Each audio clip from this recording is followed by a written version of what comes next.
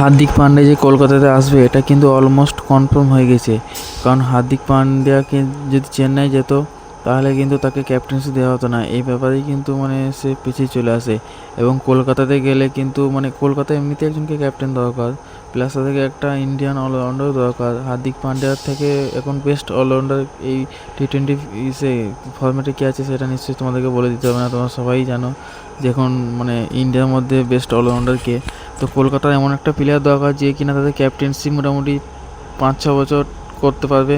হার্দিক পান্ডিয়া কিন্তু মোটামুটি এখন আইপিএলে 5-6 বছর তো কোনো কথাই হবে না, সে কিন্তু ফর্মে থাকবে প্লাস ক্যাপ্টেন্সিটা করবে।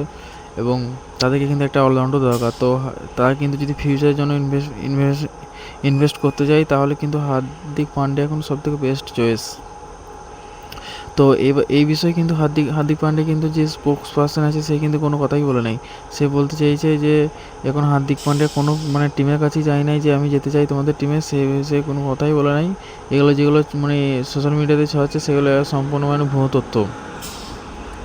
তো সে কিন্তু গুজরাটে যাবে না, কারণ গুজরাটে গেলে কিন্তু তাকে ক্যাপ্টেন্সি দেওয়া হবে না। কারণ শুভমন গিল এখন ইন্ডিয়া টিমের ক্যাপ্টেন, সে যদি একটা টিমের আইপিএলে যদি কোনো টিমের ক্যাপ্টেন হয় তাহলে তাকে একটা ইন্ডিয়া টিমের ক্যাপ্টেনকে বাদ দিয়ে তাকে কেন ক্যাপ্টেনটা দেবে? তোমারই বলো নিজেরাই যে যদি কেউ ইন্ডিয়া টিমে ক্যাপ্টেন্সি করে, সে আরও একটা আইপিএল টিমে ক্যাপ্টেন্সি করছে, তাহলে তাকে বাদ দিয়ে অন্য একটা প্লেয়ারকে নিয়ে এসে তাদের টিমের ক্যাপ্টেনকে বানাবে? এত বোকাকে এখনকার দিনে কেউ আছে?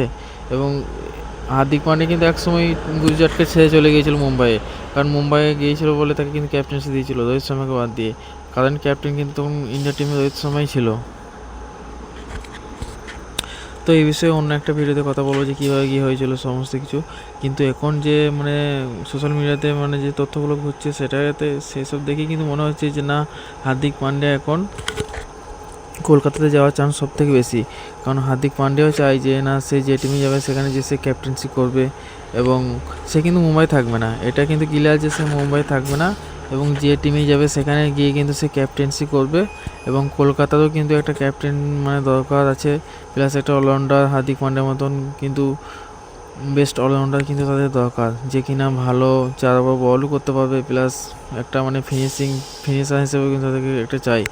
আর এর বদলে যদি তারা রিঙ্কু সিং এবং হার্ষিদ রানাকে কিন্তু দিয়ে দেয় তাহলে কিন্তু খুব একটা খারাপ হবে না। কারণ রিঙ্কু সিং কিন্তু মোটামুটি গত 2 বছর কিন্তু সেরকম কোনো ফর্মে নেই, দুটো একটি ম্যাচ ছাড়া।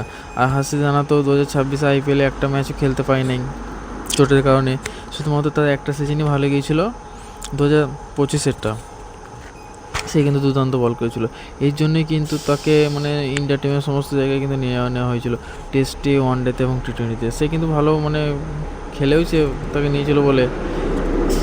তো তোমাদের কি মনে হয় যে হার্দিক পান্ডিয়া যদি কলকাতাতে আসে তাহলে লাভটা বেশি কার হবে, কলকাতা না হার্দিক পান্ডিয়া? এই বিষয়ে কিন্তু নিচে কমেন্টে জানাতে ভুলবেন না।